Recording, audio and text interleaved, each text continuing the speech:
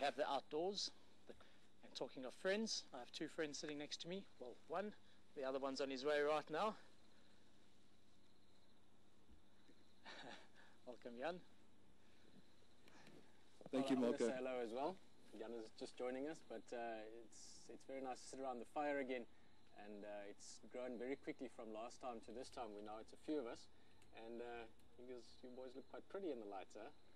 And looking forward to talking with you, but also amongst ourselves. Sitting around a fire is something that is embedded deep within our phonetic memories even, so we're looking forward to spending lots of time here.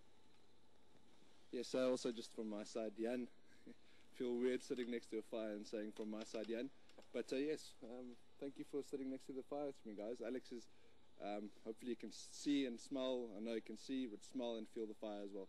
But yeah, just looking forward to this little conversation and spending some time with all you guys out there next to. It's a beautiful situation to be in, where we get to sit here and where you get to participate with us and join us around our campfire and listen to a few of the stories and the things we're going to be discussing over there.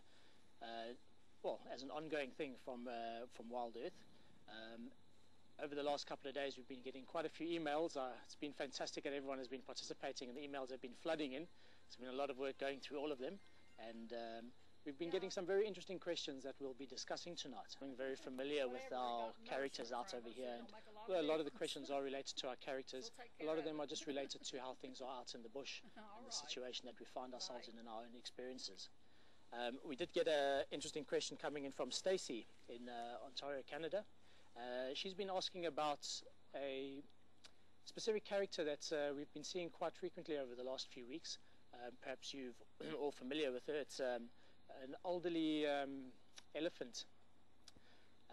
I'm actually not going to go into too much about this because I know my friend on the right over here, Pieter, he's an elephant lover. We're all elephant lovers, but Pieter's got a very, very unique passion for elephants, and I think you'd be the right person to answer that question, Pieter.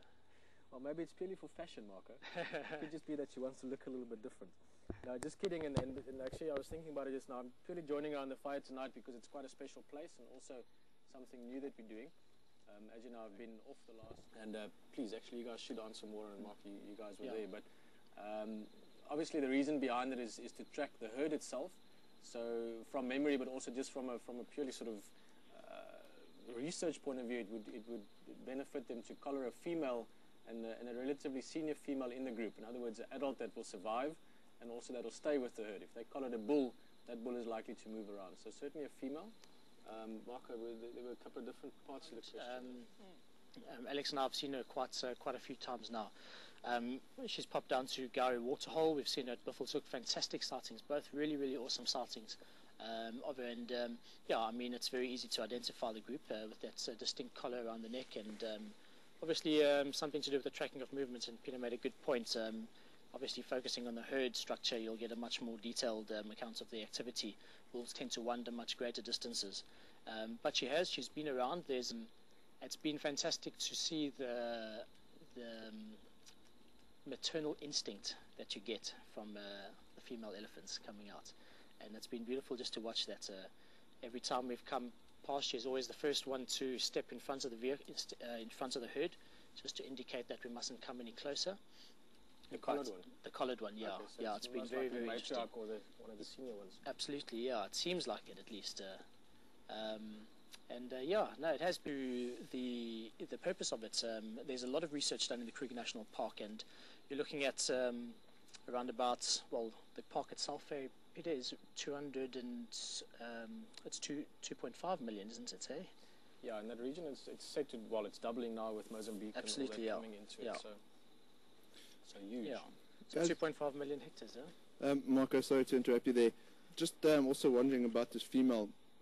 You guys have been parting, because the first time I actually saw her was, I think it was the first time, or one of the times, was where Rexon was on drive, and they found them close to Buffelshoek Dam. Actually, beautiful sighting heading towards, I think you were in camera that day. That's right, yeah. Beautiful sighting. They all came down on the southern side of Buffelshoek Dam, and Rexon went to the northern side, and we filmed them from across the dam. But just before that, I realized that this specific female with more aggressive towards the vehicle. I don't know what you guys think, but I just kind of thought that this whole capturing, I mean, it must be darting the elephant and then capturing it. Do you think that could be kind of part of why she could have maybe be a little bit more aggressive or a little bit skeptic towards vehicles or towards humans? It's a good point. It's a good question, Jan. But it wouldn't be fair to just label it on that. I think due to the collar, we can more than likely done by Kruger National Park.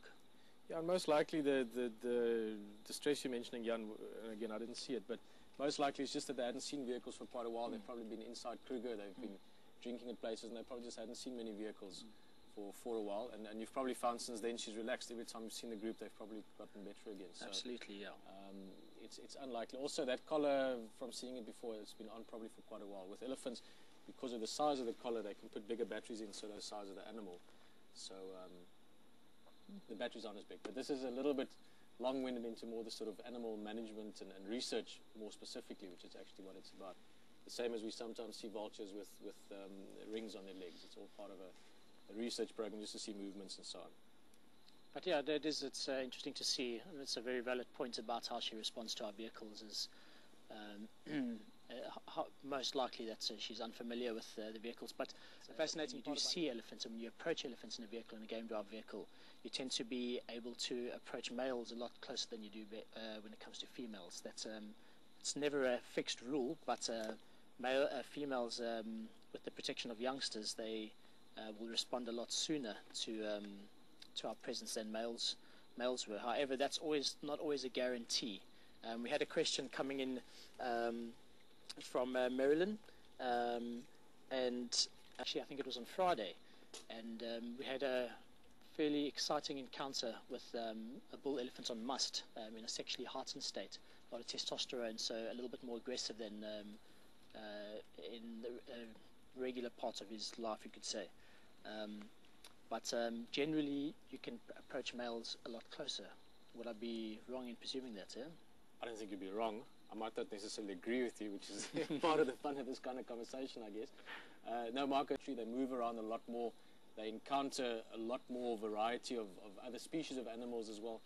And this is a long discussion which will play out maybe over the next few years of fires. But with breeding herds, I think it's just a huge part of it, and this is something that I'm quite passionate about, not just about elephants, but in terms of how people behave around elephants rather than elephants around people.